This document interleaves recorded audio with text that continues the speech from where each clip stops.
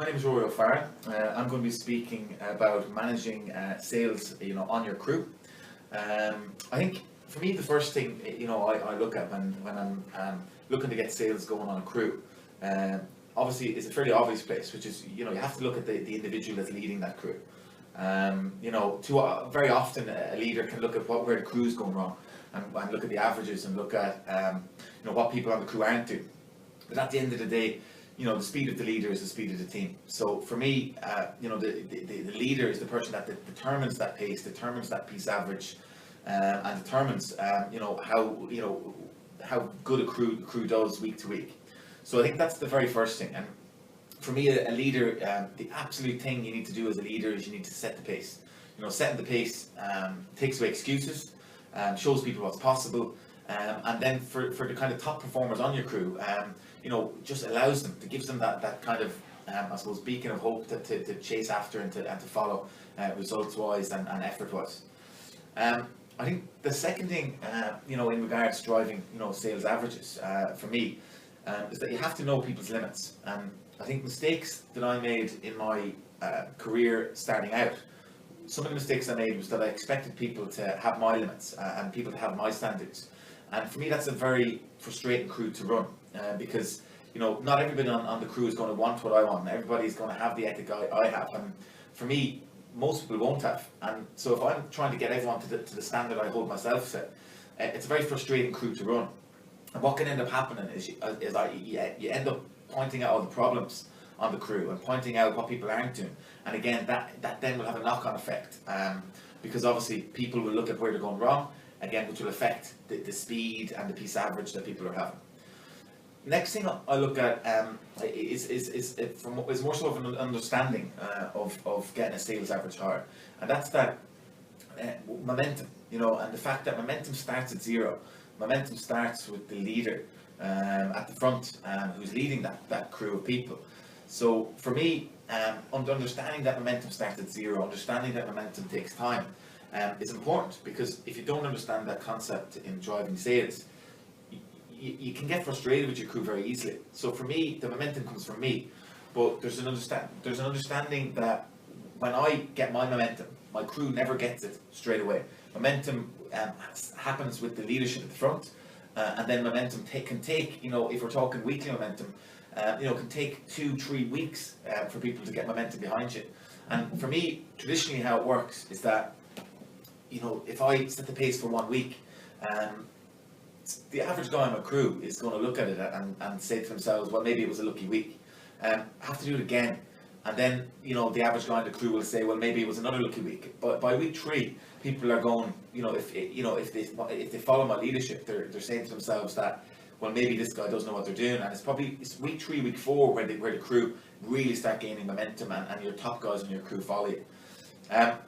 For me, the next way of driving sales, and again, a really important thing to be focusing on, is that you're working with the best people. You're working with the best people, you're working with the new people. And again, when I started out in my career, I made the mistake of thinking that if you work with everybody on your crew, that's how you get sales averages higher. But it's not working with the best people. It's not working with all people. It's working with the best people. It has to be that you're focusing on who are my winners. Who are the guys that have the correct character to do well at this? Who are the guys that have the hunger, that stand out from the crowd, that have the hunger, that really want to do well at this? Who are the guys that have that kind of, I suppose, competitive streak going through them? Who are the guys whose actions, speak louder than what they say? Any guy can say that they're going to, ring the gong, but who are the guys that kind of, through their actions, through their law of averages, through their timekeeping, through their effort in prime time, who are the guys that really stand out from the crowd and really want to do that?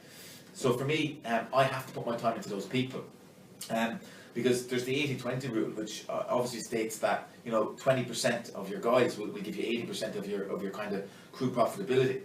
So I have to find out who those 20% of guys are, and that's where I'm focusing all my time, because that's where my crew growth is going to come from, that's where my pace is going to come from, and ultimately, my piece average. The next thing I look at is that if I want to get the piece average higher, my crew will never look at my piece average. They'll never look at our sales average any more than I look at it.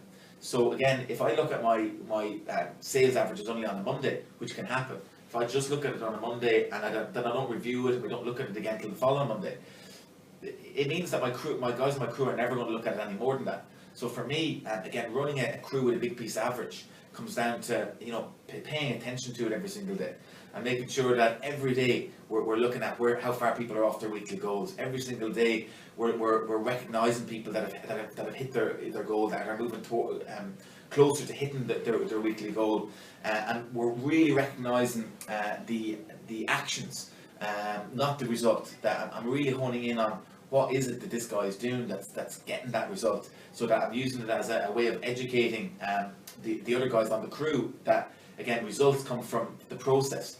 And so really delving into, you know, what the guys that are performing and the guys that are, you know, raising that piece average, what they are doing out there, what decisions are they making, you know, at 7 p.m. when it's decision time and crunch time, you know, when they've got a decision to make, whether they perform or, you know, whether they don't, you know, what is it these guys are doing, what is it that separates them. And I use my crew meetings as a chance to really educate the crew on the habits that will make them successful. And again, if I can influence a higher percentage of the crew by talking about these habits daily, recognizing these habits daily, looking at the guys who are moving towards the goal, that's going to help my overall crew piece average and help me increase sales. I think the final thing for me is that, you know, making sure that there's a constant retrain culture. And again, a mistake that you can see people make is that they kind of retrain people and have a culture that they'll only retrain people when the crew is going through a slump, which is the complete wrong time to do it, because at that point, you know, you can be fear lost, you can end up working with everybody, not just the best people. You can end up, as a result of that, working with the wrong people, which then demotivates the best people. So for me, there has to be a retrain culture where, you know, every day, you know, I'm looking at who can I work with, you know, and every day, I suppose I'm nearly fear lost in myself that if I'm not developing somebody, you know, there's something wrong. There's a feeling of guilt that I have to be selling, I have to be developing, and really bringing the next people through. So for me, it's important that every day and every week I'm thinking about who do I need to work with, you know, who are my projects, who am I trying to bring through.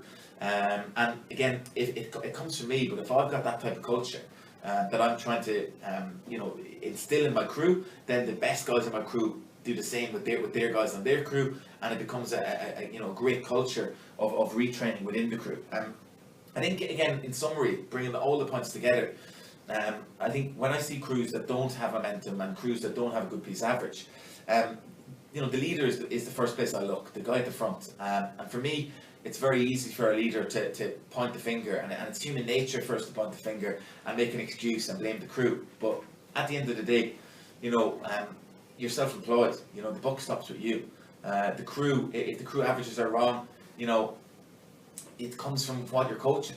And you know, a very real scenario that I learned very early on was that your crew are a reflection of you.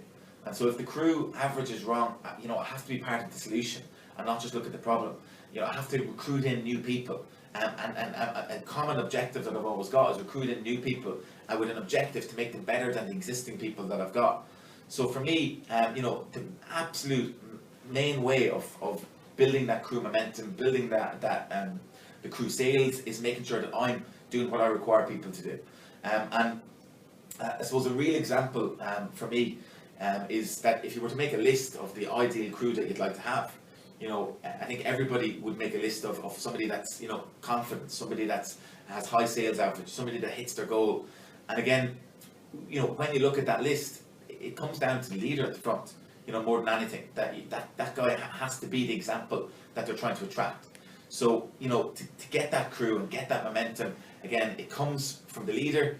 You know, it doesn't happen the day I decide to create the momentum as the leader of the crew. You know, I have to be hitting that momentum, hitting those averages, you know, hitting those sales targets, you know, week in, week out, to get my crew culture to do the same. And, you know, to get that culture there, it doesn't come overnight. You know, it doesn't happen overnight. A culture is formed over time, and a culture is formed by the example that leader gives.